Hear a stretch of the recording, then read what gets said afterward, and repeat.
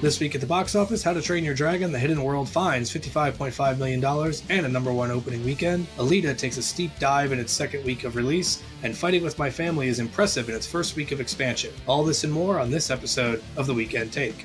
You're listening to The Weekend Take, and now your host, Sean Schaefer.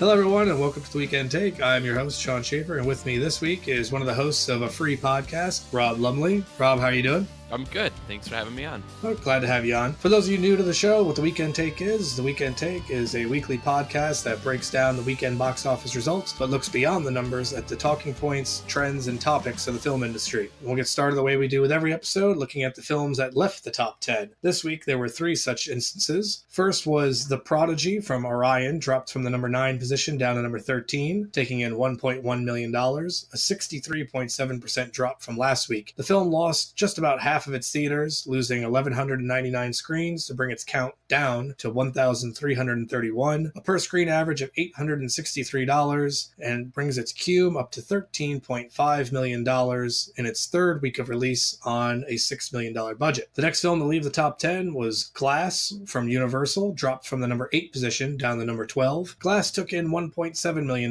this week, a 55% drop from last week, losing just over 1,100 screens to bring its total down to 1,446, a $1,200 per screen average, and brings its cume up to $107.9 million in its 6th week of release on a $20 million budget. And lastly, dropping out of the top 10 is Green Book from Universal, dropping from the number 10 position down to number 11. Green Book this week took in just over $2 million, only a 27.7% drop from last week. The film lost only 397 screens to bring its total down to 1,253, just under $1,700 per screen average to bring its cume up to $69.6 million in its 15th week of release on a $23 million budget. So Rob, looking at the 3 films that left the top 10, were any of these a particular surprise, or were you surprised to see any of them hang in as long as they did? Green Book is a movie that I have 0% interest in general, and so I'm kind of actually surprised it dropped out just because the Oscar buzz. This is Oscar week. I kind of thought that would kind of see people going to see it more, but I'm actually glad that it didn't. Now, do you think if it takes home any Little Golden Men tonight, it'll get a theater expansion and a bump next week? I think it depends. If it wins Best Picture, I think for sure it would, but outside of that, I don't see it having much of a bump. Anything of note that surprised you, or Glass or The Prodigy leaving? I know it's early in the year, but it's kind of crazy that Glass is the #1 movie of 2019 so far. I think this is probably the last week we can say that. I think Glass will hold on to that title for at least another week until at least Captain Marvel comes out, because I think Captain Marvel is going to beat Glass's cume in just the opening weekend. Also, How to Train Your Dragon had a pretty good opening weekend that could continue on that too. When you look at the worldwide releases of 2019, How to Train Your Dragon, I believe, when all said and done and everything's tallied for the weekend, or at least by the beginning of next week, will have overtaken Glass worldwide. I think we're confident Glass will not end 2019 as #1 movie. No, not with Endgame on the horizon and Star Wars Episode 9, and yeah, there's so many things that'll shatter Glass. See what I did there? Yeah, I see that. I appreciate that. Number 10.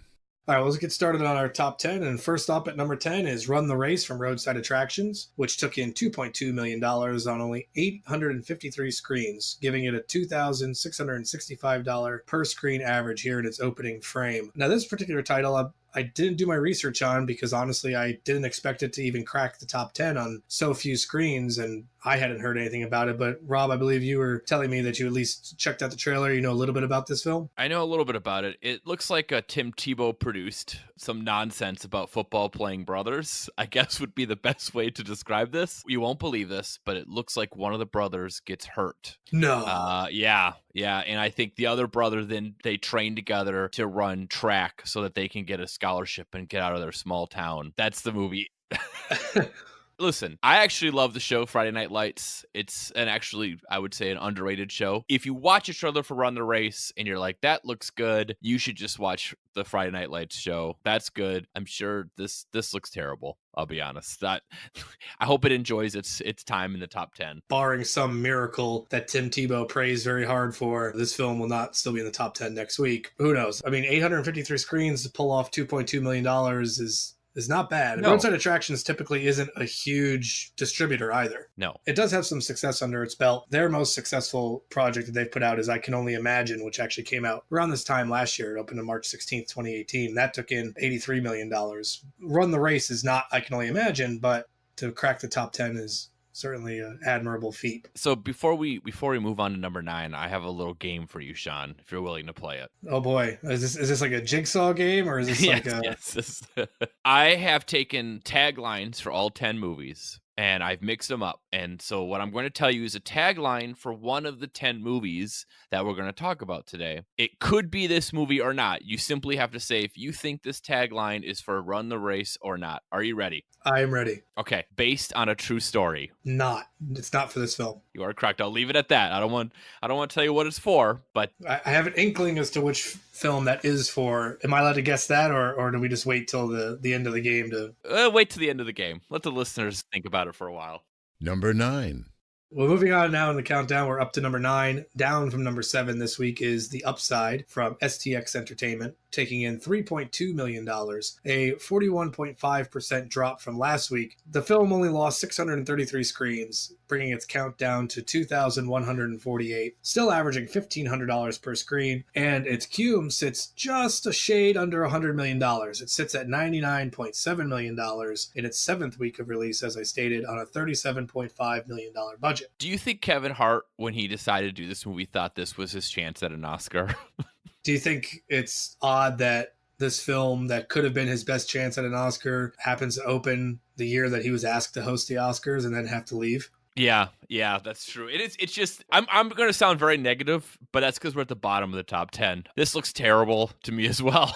Kind of, it seems like one of those movies that everyone was like, when they got the script and decided on, like, it feels like everyone's like, this is our chance at the little statue. And of course, it didn't really go that way. But I feel like box office wise, it's done, as you were saying, better than you would think. It's a complete surprise. I mean, this film had all the red flags that would make a film dead on arrival. I mean, between Kevin Hart and dealing with his controversy with his Twitter and stepping down from the Oscars, and just the backlash that people gave Bryan Cranston for portraying a handicapped person when he didn't actually have that physical handicap, the over a year delay. This film was originally supposed to be released in 2017, and when it was going to be released in 2017, it was going to be under the Weinstein Group's. Oh yeah, and obviously that did not happen. So STX actually bought this film and its rights from the Weinstein Group during the bankruptcy proceedings. Everything about this film would have led you to believe that this was going to be dead on arrival, and here it is. It was STX's first number 1 opening at the box office. It opened at number 1, unseating Aquaman, and has had such a small marginal decrease week after week. I mean, as I said, 41.5%. That's the largest hit it's taken weekend to weekend. Most films drop 50% week to week, and like Upside was doing like 18% drop, 20% drop, 22% drop, and now 41.5% drop means the film, it could be human. It could be mortal. Yeah. Here it is. I mean, $100 million.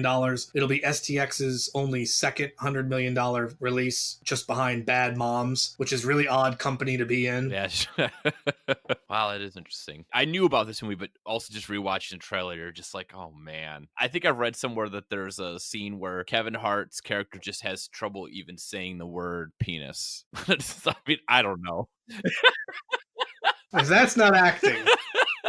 Can't say it. Because Kevin Hart certainly has no trouble in real life. That's true. So if that's not acting, I mean, there it is. That's the scene that they show when they say, and the nominees are. Yeah. But were you aware that this film was it's a remake? Yeah, it's a remake of a French film, isn't it? Yeah, The Untouchables. But we have to have an Americanized version of everything. I mean, that's what, for me, hurt the Girl with the Dragon Tattoo franchise was like we had to have an American version of it, which I enjoyed because I like Rooney Mara and I like Daniel Craig, but we didn't need it. The Swedish version was just fine. Mm-hmm. Or Let the Right One In was a great horror film, vampire horror film. Had to make an American version of that, which sucked. I think you're forgetting about Three Men and a Baby, though, which was a remake of a French film. So, checkmate. Wow, I'll be completely honest. I never knew that was a remake of a French film. I'm fairly certain it is a remake of a French film. Even at number 9, I'm not entirely convinced that this film leaves the top 10 next week. Yeah. That's just me. All right. So here, round 2 of the game, Rob. Can I throw one fun fact in there? One more Three Men and a Baby fun fact for you? Yes. Do you know who directed that movie? I don't. Leonard Nimoy. Get out. Yes. We should have just done a whole podcast on 3 Men and a Baby. 2 men in a podcast. Okay, here's the tagline. You ready? Okay, I'm ready. The friendship of a lifetime. Yes, that is for this film. That is incorrect.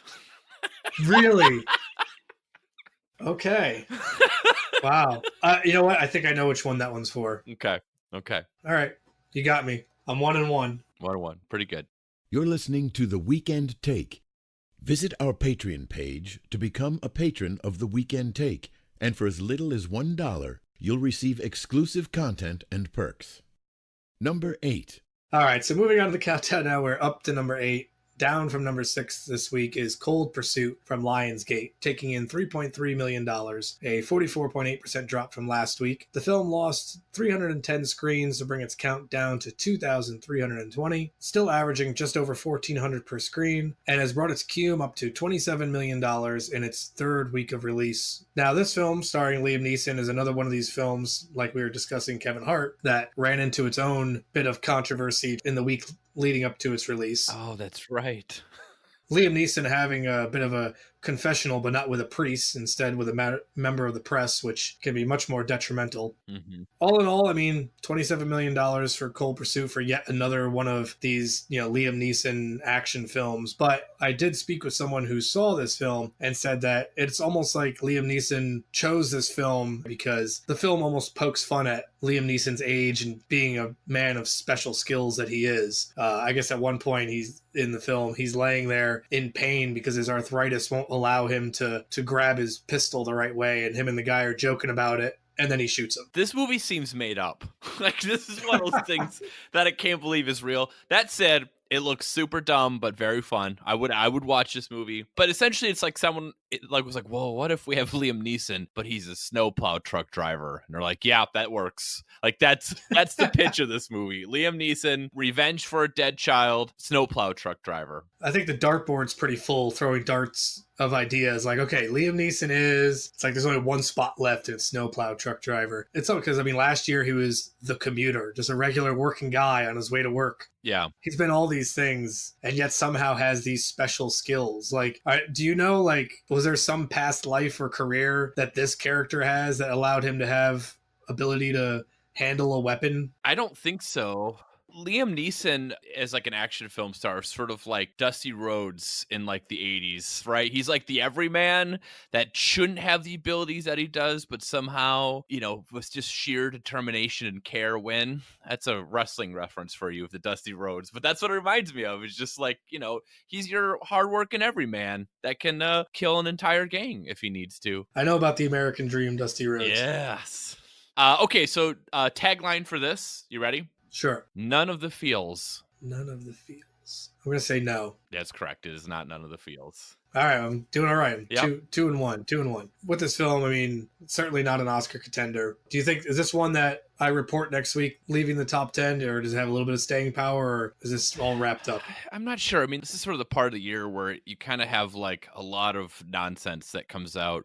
So far we've had Run the Race, which is your sports movie February release. The Upside is your tug at the heartstrings dumb film. Cold Pursuit is like, insert action film here. I think I think this probably drops out, or maybe just barely hangs on. But I don't know what the Oscars are going to do to stuff, if we're going to see things kind of jump back up with a bigger release if they do well. Number 7.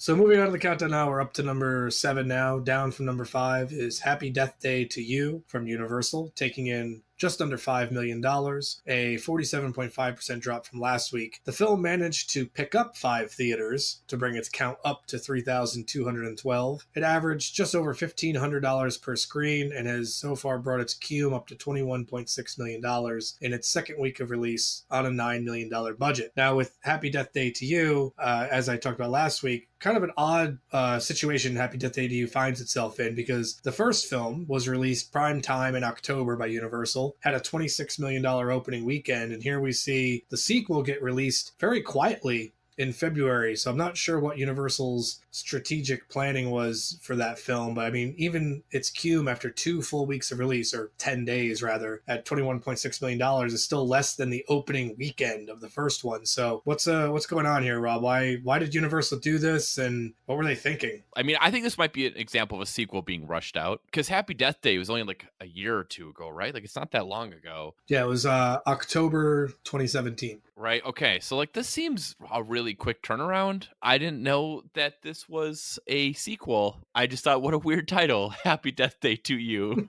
And then I was like, oh, it's a sequel to a horror film I hadn't seen. I feel like this is something where the audience, especially being a PG-13 horror film, we're definitely targeting high schoolers here. Yes, certainly feels that way. After a Groundhog's Day meets teen slasher flick, like, do you need another? Do you do a sequel to a movie where the whole point is you kept repeating a day over and over again? Like, that seems strange. It seems, from what I can gather from the trailers and stuff, that the first one was, yes, the main protagonist repeating the same day over and over again as she gets killed over and over again by this unknown killer. Yep. In the sequel, it seems like, yes, it's the same day over and over again, but now the killer is targeting her friends, the people closest to her. You know, it's funny, you know what it always reminds me of is, I don't know if you've had a chance to check it out yet, but are you familiar with Russian Doll on Netflix? Oh, yeah, that's actually probably hurting this, I bet you. Yeah, because, like, that's kind of the same thing, and that's way easier to watch. But I don't know what Universal's thinking. I mean, because the first film, as I mentioned, very successful. It had $26 million opening weekend, went on to do $55.6 million domestic, went on to do a worldwide gross of $125 million.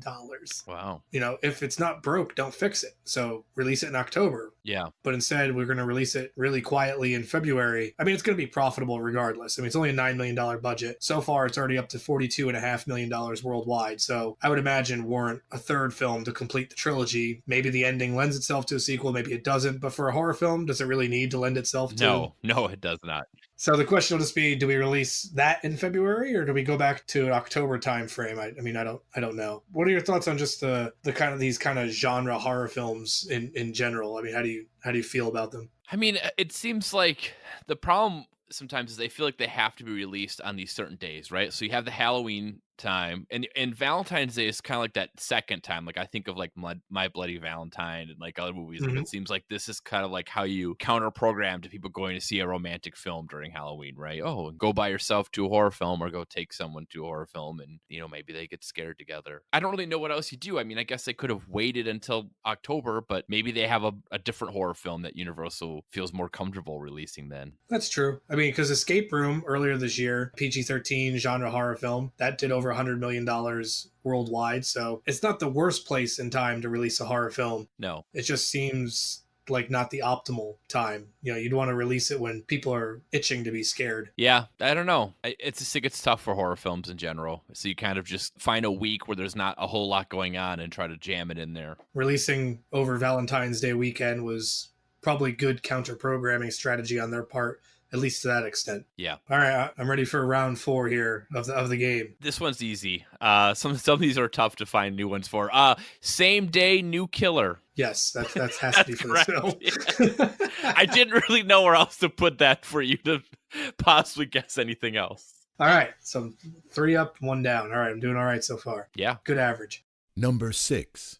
All right, so moving on to the countdown now, we're up to number 6. And at number 6, down from number 4, is What Men Want from Paramount, taking in $5.2 million. The film is down 51.3% from last weekend, losing just over 500 screens to bring its count down to 2,389. The film averaged $2,177 per screen to bring its cume up to $45 million in its third week of release on a $20 million budget. So What Men Want, as I've discussed, is a remake of the 2001 film What Women Want that featured Mel Gibson and Helen Hunt. Have you seen this, or more appropriately, did you see What Women Want? I haven't seen either. I'm very familiar with it. What's weird about it being a gender swap is, doesn't What Men Want seem more interesting than What Women Want? Like, doesn't, like, just in general, women hearing what men think, isn't that more interesting than the other way around from like a movie standpoint? I don't think that we're very complicated creatures, so the fact that they stretched this out to a feature-length film was impressive in itself. I guess. I just think we're dumber.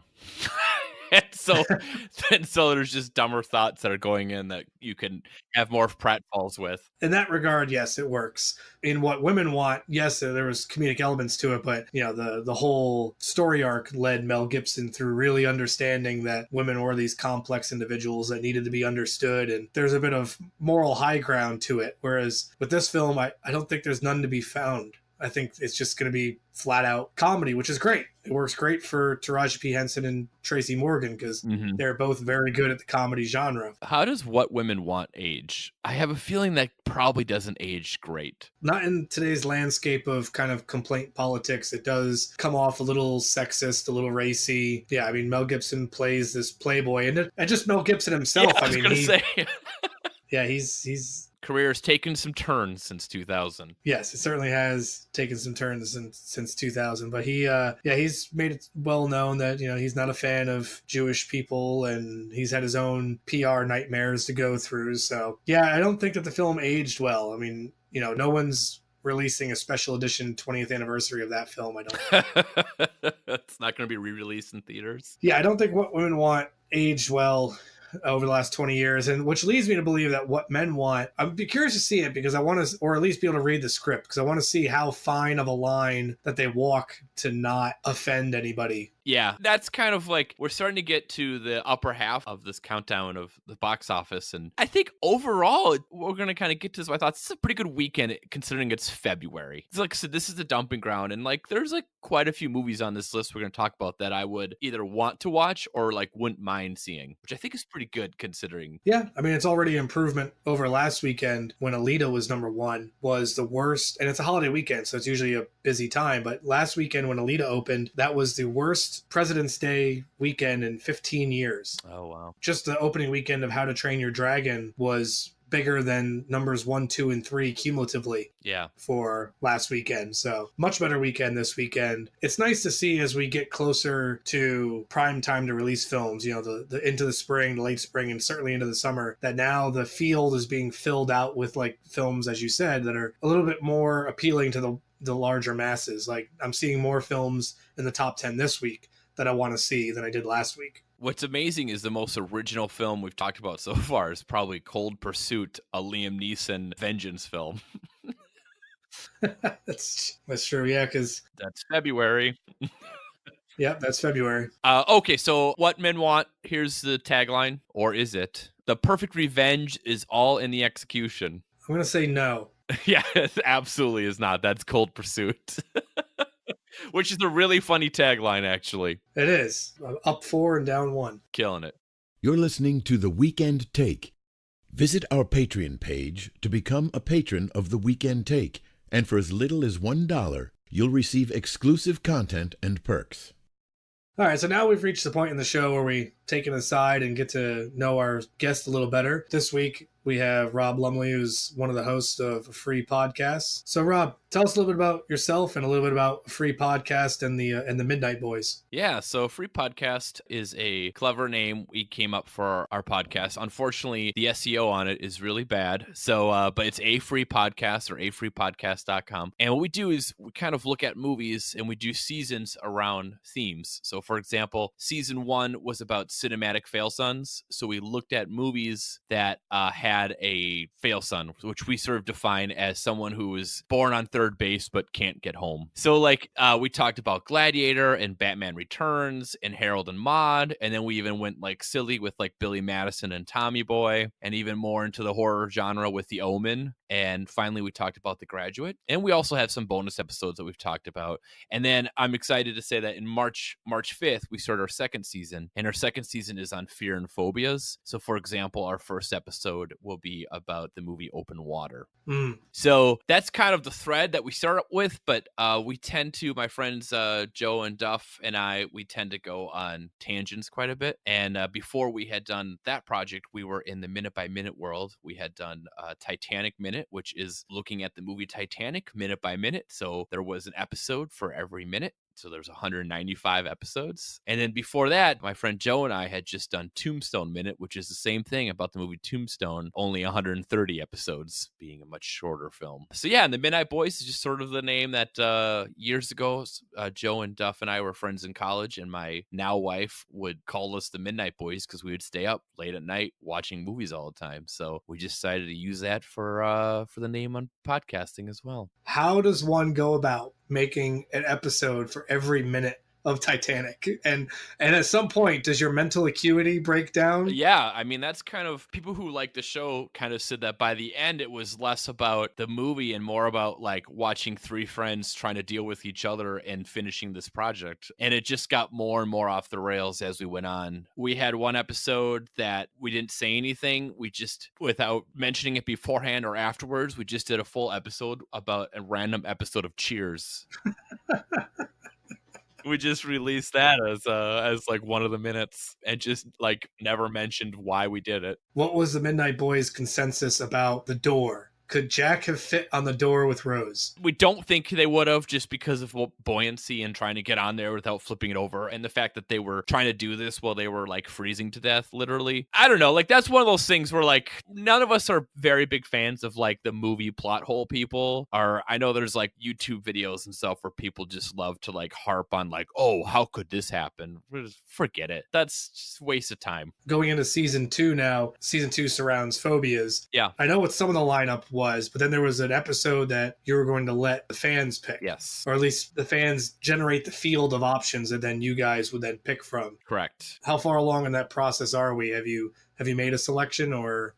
We have not. It's up to vote between 3 movies. So the 4 movies confirmed we're going to talk about are Open Water. We're going to talk about Twilight Zone or Nightmare at 20,000 Feet, the movie version as well. The 40-Year-Old Virgin, the documentary The Nightmare, which is about sleep terrors. And then the listener's pick is up for a vote right now, and that's between Arachnophobia, Buried, and Dead Ringers. And you can vote for that and go to afreepodcast.com/fear. And after our first episode is released on March 5th, we then will close the voting and then choose which one we're gonna talk about. Nice. In the comments section when that was posted, aside from saying that, oh, you should do Killer Clowns from Outer Space for people who don't like clowns. Yes. But I think I had also commented on Buried. So it's nice to see that other people agree. Because when I watched Buried, that just made me feel claustrophobic watching it. Yeah. Definitely be interested to see if that one wins the vote. Now, aside from doing a free podcast, you are also an avid fan of your Milwaukee Bucks. I am. Yes. Yes, I am an NBA fan. My Milwaukee Bucks are the best team in the NBA right now, which fills me with great joy. Looking at the field of teams before the season started, who would have thought that the Milwaukee Bucks would be the best team in the NBA at this point? Yeah. Yeah. Especially with all the talk of, oh, LeBron's going to LA. There we go. LA is a team to beat. And now LA is sitting on the outside looking in, possibly not even getting into the playoffs. So the Warriors are still the Warriors and probably, regardless of record, the best team. But hey, if it's Bucks Warriors in the finals, that would be super exciting. And no one will expect the Bucks to win. So it's house money at that point. How about other pro teams out of Milwaukee? Are you a Brewers fan as well? Yeah, I'm a Brewers fan. They had a great year. And obviously I live in Wisconsin, so I'm a Packer fan. Like, that's kind of like your birthright. Hey, you're looking at getting possibly a couple receivers, looking at Antonio Brown and Odell Beckham Jr. So yeah, we'll see if that actually happens. Generally, I think trading for a star receiver is generally not a great idea. They don't generally bring titles, especially when your team has holes everywhere else. But, if it happened, I'd be excited. Why not? So you said next week is when season 2 kicks off, and you're kicking off with Open Water, right? Yep, March 5th, Open Water. How do you format the show in the sense of what'll be 5 episodes? Mm-hmm. And then how long of a break do you take before talking about season 3 with the guys? Or is it just kind of, it happens when it happens? It kind of happens when it happens. I think we had about, between the end of season 1 and the beginning of season 2, we probably had about 2.5 months. I would probably like to shorten that a little bit, but it's holidays time. We all had vacation. So it kind of is based on scheduling. And to kind of smooth that up, we did 2 different bonus episodes. We did a Christmas episode on Scrooged, and we wanted to jump on the Zeitgeist and talk about Bird Box. Even if there's a break, we generally will keep providing content for our listeners. Yeah, I checked out some of the Bird Box episode. I think that opening line was one of my favorites. You said Sandra Bullock. Does anybody else find it odd that Sandra Bullock? What's the line? I said that she's a dead ringer for Dangerous era Michael Jackson. You watch Bird Box is 100% true. Oh, I have to bring myself to watch Bird Box, but I don't actually watch Bird Box. No, it seemed like the general consensus from what I heard was not of a positive one. And yeah, you and I talking during gaming sessions seemed Bird Box was not worth watching, but no, it is worth listening to us talk about it at afreepodcast.com. Yes. Speaking of which, so aside from the website, which I'll be putting all the pertinent links in the episode description, so afreepodcast.com, what other ways can people check out what you do, A Free Podcast, Midnight Boys, like social media handles, otherwise? We have A Free Podcast is our Twitter handle as well, and Facebook. If you go to freepodcast.com, you can see us on Spotify, Google Play, iTunes, everywhere. The problem is if you look up A Free Podcast, it's going to be like, oh, do you want to listen to Joe Rogan's show? It's free, which is not the intention. So sometimes if you just look up Midnight Boys, all our stuff will come up. And then we also have domains for Titanic Minute and tombstoneminute.com. Our handles on Twitter and Facebook are also at simple Titanic Minute and Tombstone Minute. One more thing on Titanic Minute. Were you surprised at the reaction that you got from a Titanic Minute based on listeners? Yeah, Titanic Minute was much more successful than I would have thought. We actually we won Best Podcast in Madison, so we have a little award, and then we had a rap party the week after our show ended, and there was about 50, 60 people that showed up, including some people from out of state, which was amazing. But I was saying, like, you and I were talking about just the sheer numbers of people actually listen to every episode of Titanic Minute. Yeah, I mean, that's kind of the problem with the minute by minute thing is if you're going to get into it, you got to listen to every episode. It's wild because a lot of people who found our show just love Titanic. I mean, either the ship or the movie, and they just sort of like looked up Titanic podcasts and they found us. And like, it's really wonderful because people will tweet us even now that they started listening to it and that they are binge listening. And then like about 2 months later, they'll be like, oh, I finished it. It was awesome. And I'm like, that was like 80 hours. What's the length of one of the episodes? About 20 to 25 minutes is probably an episode, which is easier when you're listening to it, you know, every day when it comes out, right? It's kind of like a commute that you listen to. But when people find it late and they binge it and they love it, especially because like they don't know us, right? I mean, they just like Titanic, and for whatever reason, they give us a chance at minute 1 and listen to the whole thing. It's pretty amazing. And I'm glad that people like it. And to answer your question, I think overall, if you listen to every episode, that's 77 hours of content. Oh my goodness. 77 hours to listen to, and that's 77 hours you guys had to talk about Titanic Minute. So I can see how mental stability was probably breaking down by the end of it. Yeah, we were falling apart. Now, did you do minutes including going into the credits or just picture? Oh man, credits. The whole thing. There's like 12 minutes of credits in that movie. Yeah. Listen, if you're going to do it, you're going to do it right. We did the whole thing. Yeah, and for the credits, we had like different topics and different guests would come on. So we didn't like talk about the names on the screen. We talked about just different larger topics. Yeah, it was fun. Thanks, Rob, for sharing a bit more about yourself and A Free Podcast. So again, everyone listening, go to www.afreepodcast.com and you can check out the Midnight Boys and Titanic Minute and Tombstone Minute. And I think right now the Bird Box episode is the one featured on the homepage, yeah? Yep, Bird Box is the most recent, and on March 5th, we'll start our new season with Open Water. Great. We're going to get back into the countdown now, but speaking of Titanic and Mr. James Cameron, we're going to be getting to a project of his later in the countdown, so I'm interested to hear your thoughts on that. Like I said, thank you for sharing that with us. And yeah, no problem. Number 5.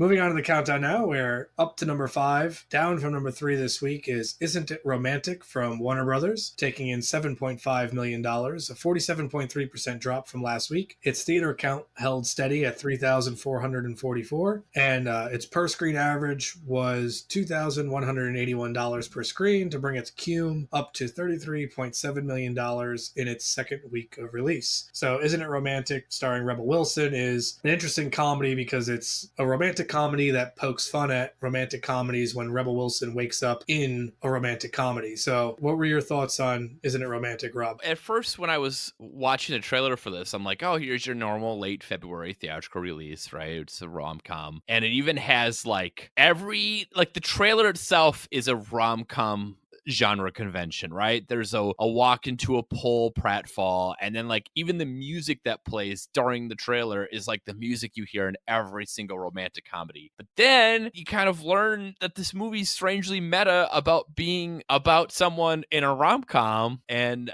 I think that's really clever. What, to your recollection, is the last self-aware genre poking fun at itself film now outside of Deadpool, because that's Deadpool's whole shtick? Do you have to go back as far as like Scream? Well, Scream did, but then like Scary Movie was a parody making fun of scary movies, and then they had superhero movie and disaster movie and all those. Sure.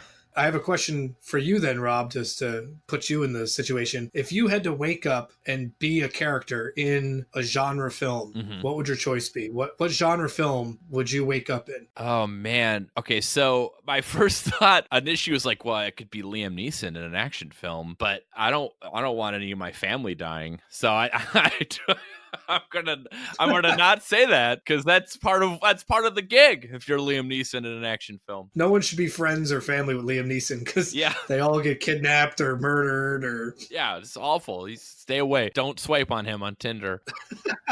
I'll make it a bit easier. Okay. I'm gonna remove all familial ties. Okay. You, Rob Lumley, wake up one morning to discover that you are in a genre film. What genre have you woken up in, and what's your plot? I think I would wake up as a sidekick in an action film. I would probably be the not the main action star. I'm the guy who like stays back at the hideout and does like the gadgets and does the hacking. That's who I am. You're the guy at the computer like, I need more time. Yes. I need more time. Yes.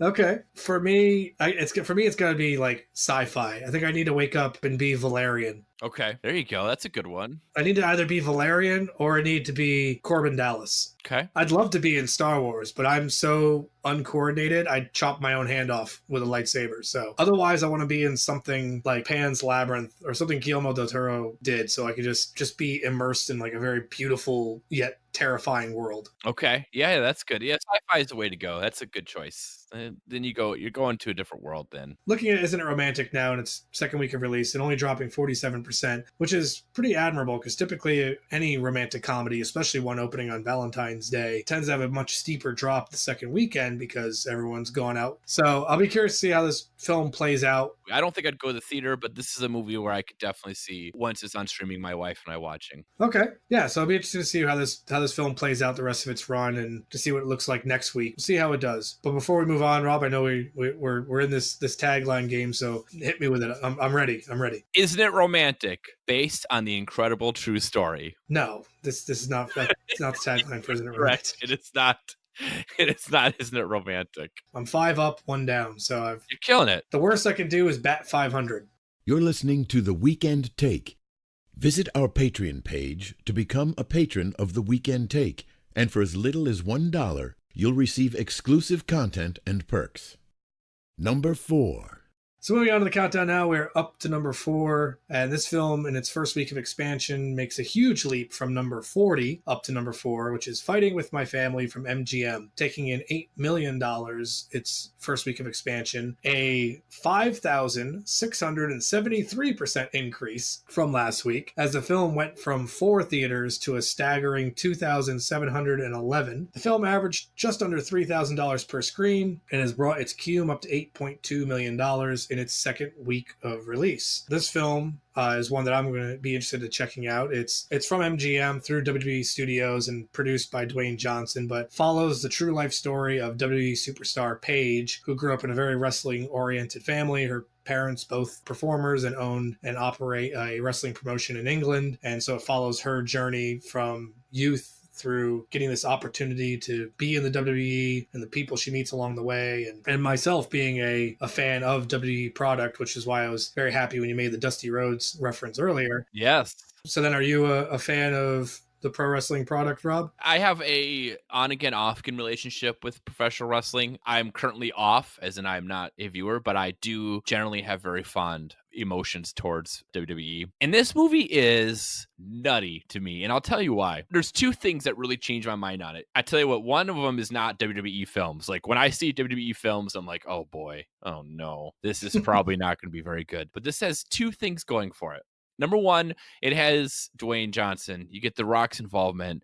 That's always going to raise your profile. Eyebrow? It's always going to raise your eyebrow? That's right. But the number two thing, actually, I would say the most important thing for me is this is written and directed by Stephen Merchant, who co-created one of my favorite shows of all time, which is The British Office, that BBC's The Office. And I think you combine that with like the 92% on Rotten Tomatoes, and I'm all in. I want to see this. I think a lot of its current buzz and box office does have to do with Dwayne The Rock Johnson being in it, because here he is back being himself, as many people first recognized him and knew him as The Rock, the trailblazing, eyebrow raising, people's elbow dropping superstar that he was. It's interesting to see that. And as I talked about last week, the thing with this story is it almost comes across as a possibly completely fictional story, just because it's just so outlandish and so crazy as to what happened in her life to get to this point. And the moments that she had, which, really feel like they're written for the screen, but actually happened. You said you have an on-again, off-again relationship with pro wrestling product. Were you familiar with Paige at all? I know who she is, but I don't know her story. So, like, me watching this movie will be me learning her story. And like I said, Stephen Merchant wrote this movie, and he's super talented. Another way people might know Stephen Merchant is he was the voice in Portal 2. He's the voice in Portal 2. But he also wrote Extras, which is another really good show. These are really talented people behind this movie, and like a really good cast too. You look at the cast, and obviously you've got Lena Headey is in it, Nick Frost, yeah, even Vince Vaughn's in the movie. Yep, it's got a well put together cast, and like I said, I think a lot of the marketing though goes towards that Dwayne Johnson's in it. So looking at pro wrestling, then you mentioned Dusty Rhodes. Do you have a favorite pro wrestler? Oh yeah, I'm a Shawn Michaels guy.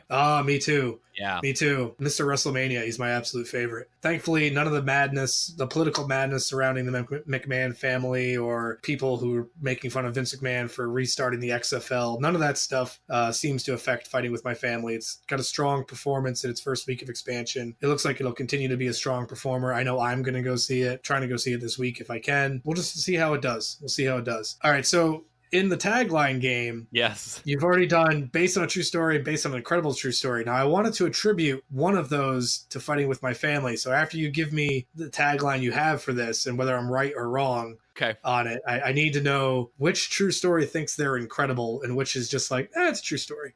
This is An Angel Falls, A Warrior Rises. That is not the tagline for Fighting With My Family. It could be though, right? It's based on the incredible true story is the tagline for Fighting With My Family. Okay. Is Run the Race just based on a true story? No, The Upside is based on a true story. Oh, wow. Okay. And None of the Feels isn't it romantic? Okay. I was going to say, I could be very politically incorrect now and say None of the Feels was the upside, but that would just be mean. Oh, I should have done that. Oh, no. Man. I'm mad at myself now.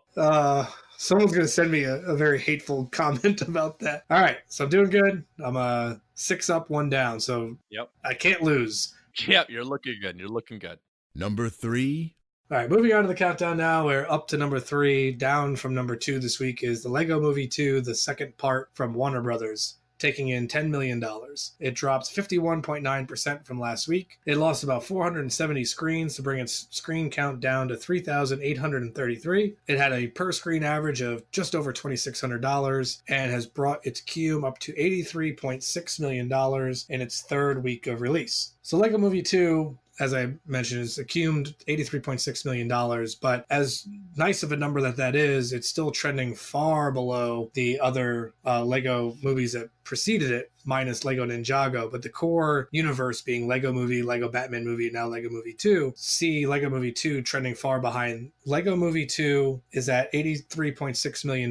Now, at this point in its release for Lego Movie and Batman, Lego Movie was at $183 million. That means that Lego Movie 2 is trending $100 million behind the Lego Movie. after 17 days in release. When was Lego Movie released? Was it a summer movie? Every Lego Movie has released in February. Huh. Interesting. Yeah. In fact, Lego Movie released 5 years to the day almost from when Lego Movie 2 came out. 17 days in release. Lego Batman was at $133 million, a $50 million incremental decrease between films in the franchise. At this point, it's safe to say it has to be some kind of franchise fatigue at this point to see it so far behind, but it seems to offer all the same fun. I know I'm going to take my daughter to see it. She liked all those films. Mm-hmm. I mean, what about you, Rob? I mean, you're a father as well, so are you going to be checking this film out because your kid wants to, or secretly because you want to as well? Well, I mean, not anymore, because I'd rather see How to Train Your Dragon. You know what I mean? Like, now that it's doing so poorly, like, and now How to Train Your Dragon just came out, like, that's got to be the death sentence for it. That's something that we touched on last week when we were talking, was that How to Train Your Dragon affect Lego Movie 2 more than any other release on the countdown, just because they're catering to the same exact audience. So you and I both know that trying to take the family out to the movies costs a small fortune. So now How to Train Your Dragon is out. If you're going to spend that money, you're only going to spend it once. And if you're only going to spend it once, I think the safer bet is to say, I'm going to go see How to Train Your Dragon. Yeah, I agree. I like Lego Movie. I don't love it as much as other people. My son likes it. My wife likes it quite a bit. But we'll get to this, but I just think the How to Train Your Dragon series is better. And I think that probably hurts. But I am shocked to hear that Lego Movie 2 did so poorly its first 2 weeks. Even the opening weekend of Lego Movie 2 was $34 million, which, comparing it to the other two films, Lego Movie was $69 million, Lego Batman was $53 million. Not only that, but it did it on way more screens. Lego Movie opened on just under 3,800 screens, so 500 less than Lego Movie 2. And Lego Batman opened on 200 fewer screens and had almost $20 million more on opening weekend. So you're right that it might just be franchise fatigue, though. If your kids love this movie, you could just stream Lego Movie or one of the other 3 or 4 other kinds of Lego movies. A good point that Solomon brought up on last week's show, and get your thought on it, is, would Lego Movie 2 have performed so badly if Lego Batman and Lego Ninjago had not come out? No. Like, it was just Lego Movie and then Lego Movie 2 came out. Absolutely not. I think it would have done very, very well if there had been a little time, people being excited. But when you create all these little subgenres within your Lego genre, I think it kind of hurts it. The Lego Movie universe is not the Marvel universe by any stretch of the imagination. So I don't think that their universe can support putting out a movie every 18 months and expect them to be solid performers. Yeah, I agree. We'll see where it goes from here. I mean, a lot of it will depend on how to Train Your Dragon proceeds from here. I mean, here we go. So you got a tagline for me for Lego Movie 2? Yep, you ready? Lego Movie 2, the second part, the universe is expanding. Yes, that is for Lego Movie. That is correct. Yes. All right. Solid streak going now. You're doing really well on this. Number 2. All right, so moving on to the countdown now. We're up to number 2. Down from number 1 is Alita, Battle Angel from Fox, which took in $12 million this weekend, a 57.9% drop. It actually managed to gain a couple screens, picking up 12 screens to bring its count up to 3,802. Per screen average still very good at 3,156, and it's brought its cume up to $60.6 million in its second week of release. However, on a $170 million budget. Whew. Last weekend's box office champ, Alita, takes a pretty steep drop. I didn't think it was going to take this much of a drop. Now, I've seen Alita, and I was thoroughly entertained by it. I felt it struck a good balance of style and substance. There were still some things to be desired on both sides, but nothing so egregious that took me out of it. The style was fantastic, which I was expecting from a film that's produced by James Cameron and directed by Robert Rodriguez. And the story was about where I expected it to be for something written by James Cameron. I was glad to see that he didn't do a great disservice to the source material. So, Rob, looking at Alita Battle Angel, like I said, written and produced by James Cameron, what were your thoughts on Alita? It's weird because is this a James Cameron film, right? I mean, he produced it and he wrote it, but it's directed by Robert Rodriguez. And the reason I ask about it is I've always kind of harped about James Cameron. I know everyone likes to make fun of Avatar 2 coming out, but I've always kind of been like, it's going to do well. Every James Cameron movie outperforms expectations. It's just what they do. It's because when, it's a 12-year-old boy writing and directing a movie, and like that's going to appeal to a large group of people. That said, like Alita Battle Angel, I mean, it's tough because the other thing about James Cameron movies is they make a lot of money internationally, which I think Alita Battle Angel is doing very well on that front. Correct me if I'm wrong. $60.6 million right now domestic, $202.6 million foreign. So it's got a worldwide gross of $263.3 million. Yeah, and that's the thing that he's good at, because once again, he's got the sensibility of a 12-year-old, that he's able to create stuff that works across language, right? It's not deep. There's not a lot of subtlety in this. It works everywhere. I think it's going to find itself treading the same waters that Pacific Rim did. Pacific Rim had a pretty poor domestic cume, but the foreign gross saved it and helped it warrant a sequel. Now with Alita, there were intentions that this was going to be a trilogy because, after Avatar, that's kind of how James Cameron wants to work. Sure. Is in franchises. And I would love to see this turn into a franchise. And certainly the ending left it open for a sequel. I don't know. I think one of the things I keep coming back to is Fox and their strategy or lack of strategy to release this film in February. It's kind of what we've been talking about. You just don't release films in February like that. February is where you dump films. Yeah. And also the other thing is, obviously James Cameron it's a little different, but Titanic was a December release and just dominated into the next year. As was Avatar. Yeah, that's right. Think about Robert Rodriguez. Here's a question for you. How many $100 million movies do you think Robert Rodriguez has directed? I can tell you that. As a director, Robert Rodriguez has 2. But would you have guessed that? Or is that more or less than you would have guessed? It's about what I would have guessed, and here's why. They were kids' movies. Yes.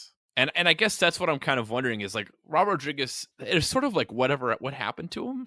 Because, like, since Sin City, there really hasn't been a lot of exciting things that he's made. And it's been quite a long absence for Robert Rodriguez as a director. The last film that he released theatrically as a director was nearly 5 years ago. Yeah. It was the Sin City sequel, A Dame to Kill For. Yeah. Which bombed at the box office. Yeah. It's interesting. This movie, I have a really hard time pinpointing even beforehand and even now. And it doesn't really help that the reviews are sort of like, meh. You know what I mean? Like, they're not bad and they're not super positive either. They're just like, I think it's like around a 60% on Rotten Tomatoes. 60% Rotten Tomatoes and an A- on CinemaScore. Okay. So it doesn't seem to be a movie that has anyone coming out being like, you got to go see Alita Battle Angel. Yeah. I said I enjoyed it and I recommend it to anybody who asks me, but I'm not going out there saying, oh my God, you have to see this. Like, it's not transformative. Yeah. It's entertaining. And again, talking about the whole choosing when to release it, I could have waited 4 more months and had this release in a summer time frame when it seems is more appropriate for a big box office film. Yeah, I would agree. Fox at this point is just resigned to the fact that, well, we're going to be Disney soon, so let's just release whatever we got left, empty everything off the shelves and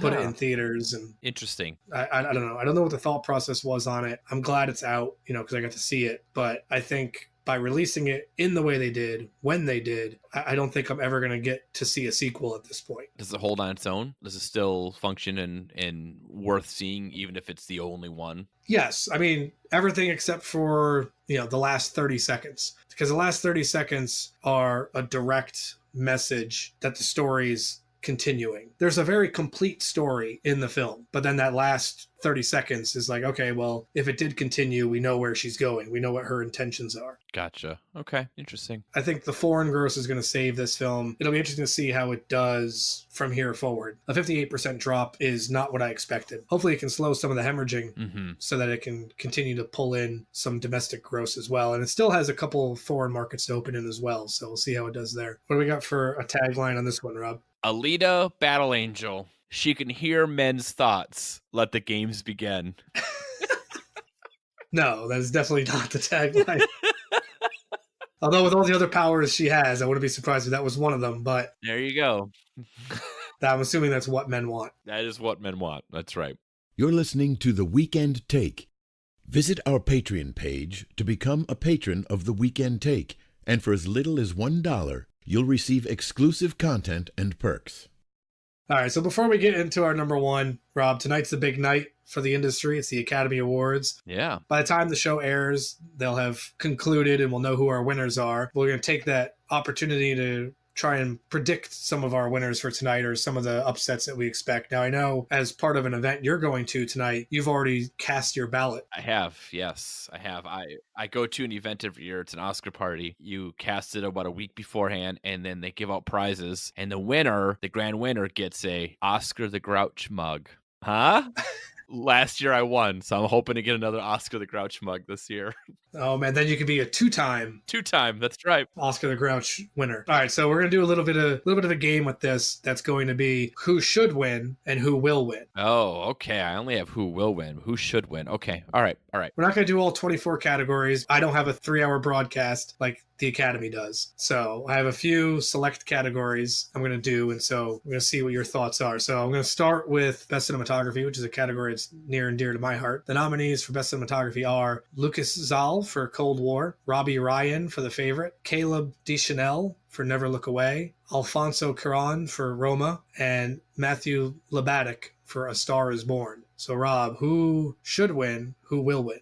This is both the same. Roma should win, will win. Easy. It's done. Okay. I think Roma will win. I'm going to have to go with Matthew Labatic for who should win. He has just this impressive body of work, and just everything I've seen of A Star Is Born is very intimate and close and very well composed. So obviously, and Roger Deakins isn't a nominee this year, so I can't say him. But are you just angry at Alfonso Cuarón for not hiring a cinematographer and shooting his own film? No, absolutely not. Okay. I'm just kidding. Best Supporting Actress. This year, the nominees for Best Supporting Actress are Amy Adams for Vice, Marina de Tavira for Roma, Regina King for If Beale Street Could Talk, Emma Stone for The Favorite, and Rachel Weisz for The Favorite. Who should win and who will win, Rob? It's a tough one. I have Regina King, If Beale Street Could Talk, winning, but part of it is I think that movie now I should be clear, I haven't seen that movie, but I've seen Moonlight and I've heard good things about If Beale Street Could Talk. I feel like If Beale Street Could Talk should have been nominated for more awards than it has been, so I guess my will win and should win are kind of the same thing here when I'm not sure what to do.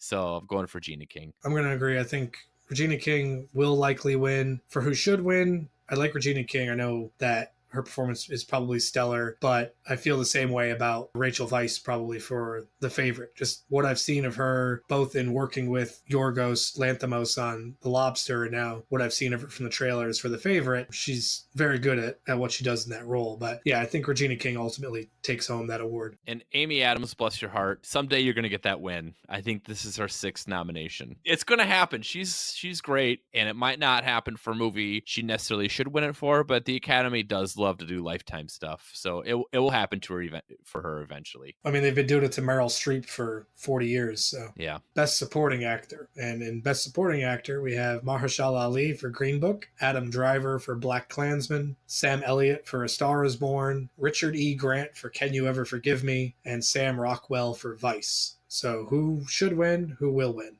Once again, they're both the same. We're going to give it to probably one of the best actors working today, Ali.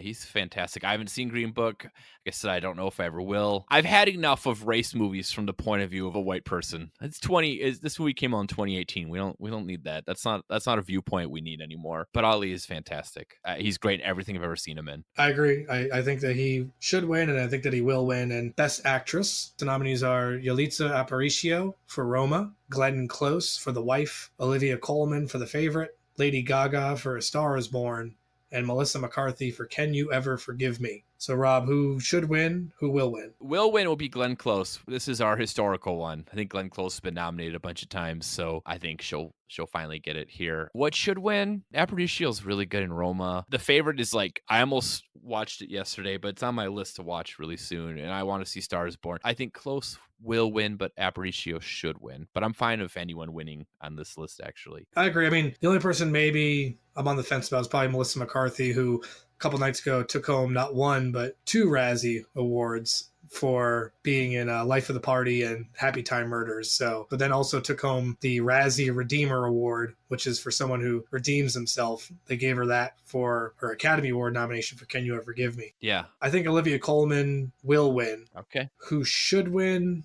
I think, is Glenn Close. I think Glenn Close has put in such a body of work that I think that she probably should win by this point. But I think Olivia Colman has the momentum from the Golden Globes, and I believe she won at the SAG Awards as well. So she won the BAFTA too. And the BAFTA. So much like Mahershala Ali, she's essentially run the table at this point, and I think she continues to do that tonight. I think Glenn Close wins it. Oscars love to give historical. This is what they do.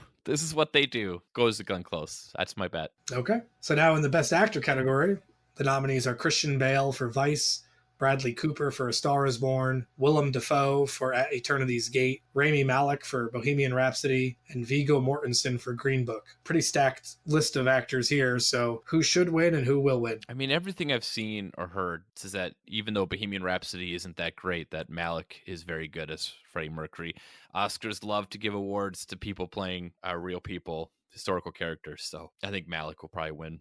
I don't know who should. I haven't seen Stars Born or Vice yet. I'm going to go with Malik, I guess. I think Malik will win. I think Viggo Mortensen probably should win, just from everything I've seen of Green Book and just his character portrayal in the film and seeing him back to form in such a way that he was in Eastern Promises and History of Violence, talking about people who are consistent. Viggo Mortensen is a consistently good actor in everything he does, even if the story's not good, even if the film isn't good, you can always count on him turning in the best performance that he can. So I think that he should win. But yeah, I agree. I think Rami Malek will likely take home the Academy Award tonight. So now we're up to the Best Director, and the nominees in Best Director are Spike Lee for BlacKkKlansman, Paul Polakowski for Cold War, Yorgos Lanthimos for The Favorite, Alfonso Cuarón for Roma, and Adam McKay for Vice. Rob, who should take home the Oscar and who will take home the Oscar? Will be Cuarón for Roma. Should will be Spike Lee for BlacKkKlansman. I have a theory that I don't know how it will happen, but I think director and Best Picture will be a split between Roma and BlacKkKlansman. That's sort of my crazy prediction, I guess. I think considering what's been going on this year, since we have also like Black Panther and Green Book and BlacKkKlansman, we can't forget that 30 years ago, Spike Lee did Do the Right Thing, which is still probably the best movie ever about race and wasn't even nominated for Best Picture. So I think like I could see the Academy coming through, obviously late as always, but eventually coming through and rewarding Spike Lee with something, because he's never really won a Best Director or a Best Picture before. So I think he should win is Spike Lee for BlacKkKlansman. I agree with both those picks. I think Roma, Alfonso Cuarón will likely win. I think Spike Lee should win. I mean, he's long overdue. And you're right, Do the Right Thing was a great film and still is a great film, still very relevant today in a modern viewing. Oh, for sure. I watched it a couple nights ago again, and it's still, part of it is that movie doesn't give you any answers, which I guess could be frustrating to some viewers, but the fact that it just opens up so many big questions. Here we are 30 years later, and those same questions exist. Now we're up to the big award of the night, Best Picture. So in the Best Picture category, we have Black Panther, BlacKkKlansman, Bohemian Rhapsody, The Favorite, Green Book, Roma, A Star is Born, and Vice. So 8 nominees. Who will win? Who should win? What was your pick for Best Picture? This is where I kind of went against. This is against what my ballot says, but if I had to put money down, I think Roma will win. That said, on my ballot, I actually chose BlacKkKlansman because I believe they do preferential voting at the Academy. And you mentioned issues of Roma. I can see the Academy having no issue with voting for Roma in other categories, but when it comes to Best Picture, punishing it for the Netflix and just sort of how it found its way on this to be nominated. I kind of wonder if that's enough to like push it down that it doesn't win Best Picture. So I kind of think here's where a surprise may happen. Like The Favorite has won a lot of, I think has 10 nominations. BlacKkKlansman, I already mentioned Spike Lee connection. I kind of think that was my pick on my ballot. Black Panther would be interesting because one thing I always think about if I was a voter is I would wonder what movie matters 10 years from now. And Black Panther matters 10 years from now. And I don't know if any of these movies still matter 10 years later. That's a good point. Looking at the field of 8 nominees, I kind of have to believe that I think it's tough. I think what's going to win is going to be Bohemian Rhapsody. Oh my God. No way. Really? Oh, I think. Man. That's what I say will, not should. I know. That's what I say will. I'm getting rage filled right now just hearing that it will win. I'm gonna stay up till like however late tonight watching this, and they're gonna say Bohemian Rhapsody. Let's take Queen and remove all the sexiness from it. That's what that is.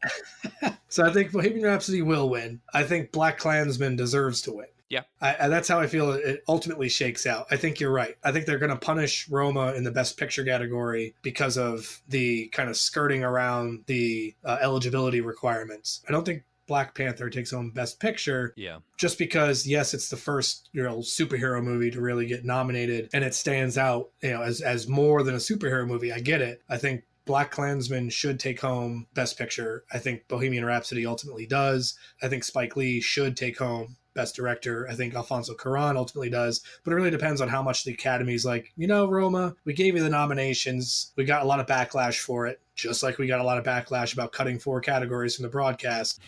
Gonna have to go with our best interests here, and they're gonna give Best Director to Spike Lee. That's my limb that I'm going out on, and I think they give Black Klansman Best Picture. That's interesting. Yeah, I exited my ballot. I chose Black Klansman because I can see it being like number 2 and 3 on a lot of ballots.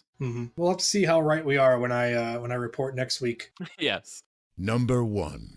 All right, so we've made it. We're up to number 1 on the countdown, and at number 1 is How to Train Your Dragon: The Hidden World from Universal, taking in $55.5 million. The film released on 4,259 screens, per screen average of $13,000 to bring its cume up to $58 million. It had some Thursday previews and some Fathom event early screening previews about 3 weeks ago on a $129 million budget. How to Train Your Dragon: The Hidden World is the third in the franchise and last film in the franchise. How to Train Your Dragon, $55 million opening weekend. This actually has the biggest opening weekend of the 3 films.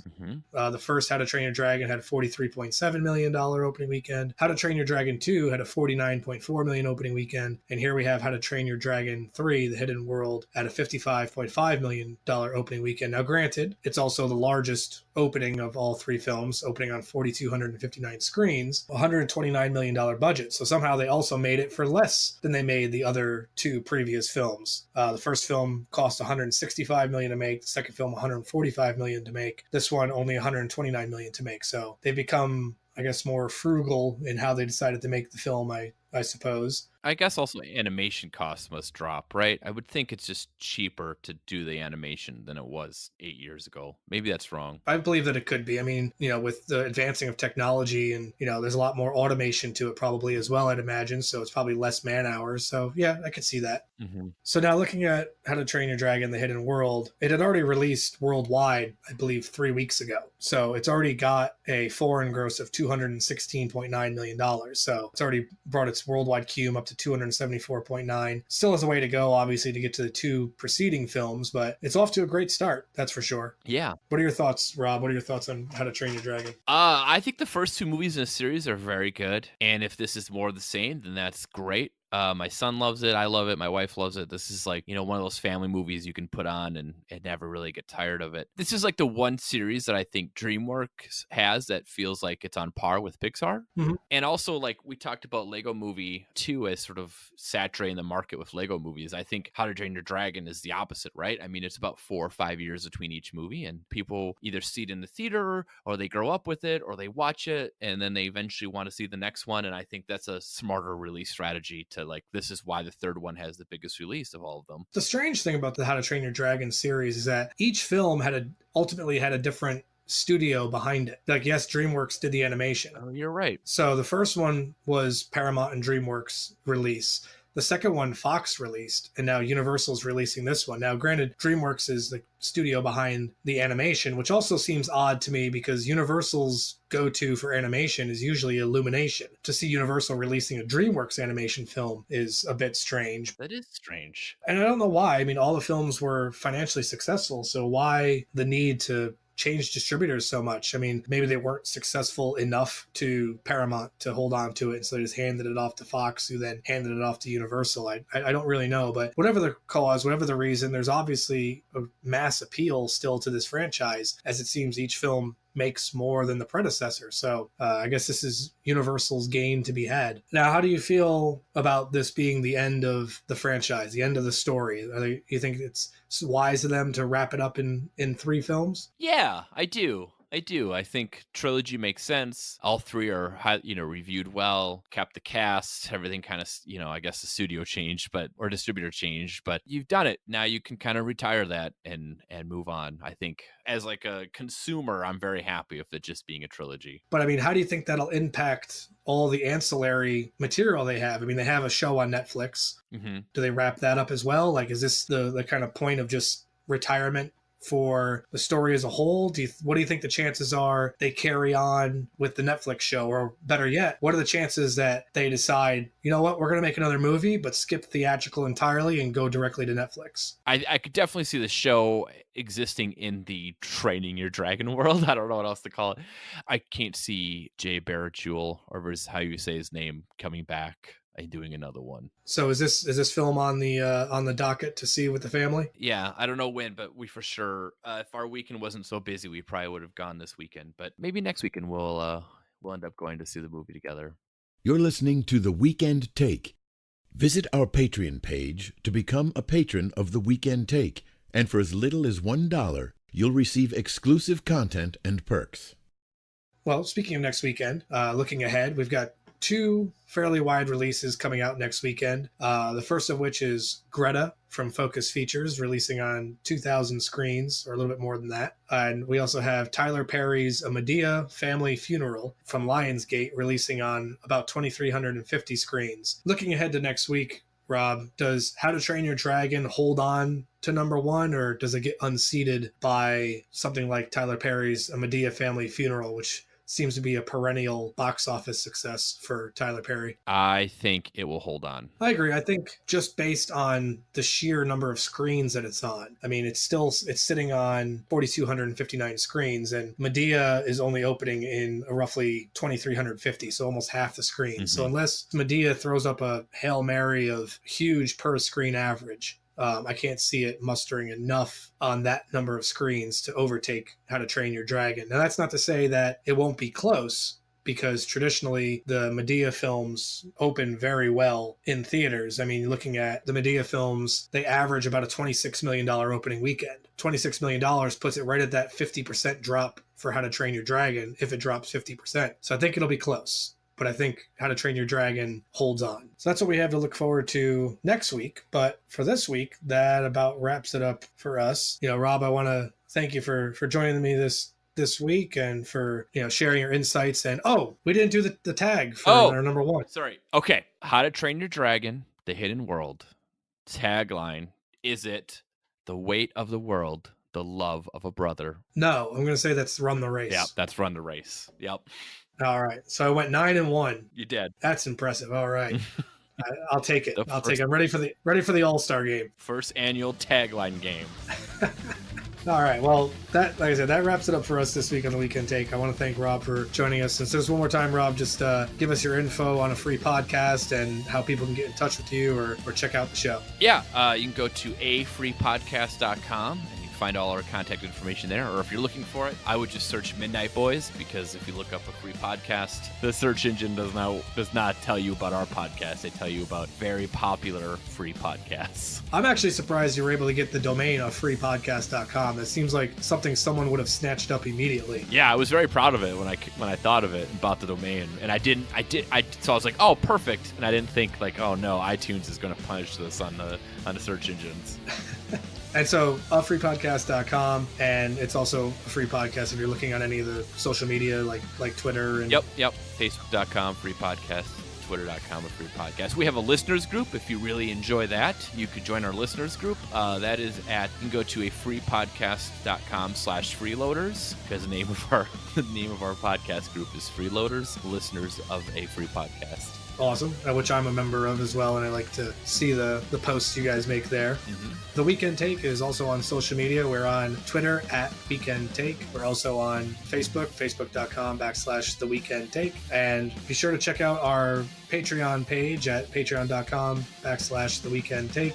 There you can become a patron and receive early exclusive access to extended cuts of the episodes in case you want to hear more of the conversation that Rob and I had today. Other than that, I hope everyone enjoyed the show and look forward to checking you all out next week and seeing how the box office shakes out then. But until then, I want everyone to have a great day and take care.